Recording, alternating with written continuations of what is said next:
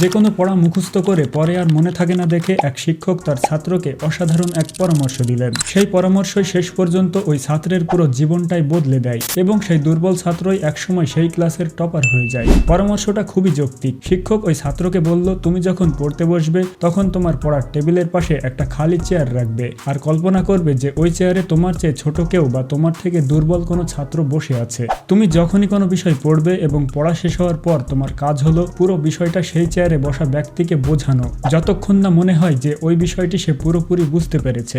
এই টেকনিককে বলা হয় এমটি চেয়ার টেকনিক। ছাত্রটি যখন এই প্র্যাকটিস করতে শুরু করে তখন প্রতিটি পাঠ শেষ করার পর সে ওই খালি চেয়ারে বসা কল্পিত ব্যক্তিকে পুরো বিষয়টি ব্যাখ্যা করে। এভাবে যদি আমরা শেখানোর চেষ্টা করি তাহলে আমরা যা শিখছি সম্পূর্ণভাবে তা আমাদের মস্তিষ্কে গেঁথে যাবে। পাশাপাশি বোঝা যাবে কোন অংশে আমাদের দুর্বলতা আছে বা কোথায় পুরোপুরি বুঝতে পারিনি। এভাবে শেখা বিষয় অন্য কাউকে বোঝানোর চেষ্টা করলে লার্নিং হবে গভীর এবং স্থায়ী, ইনশাআল্লাহ।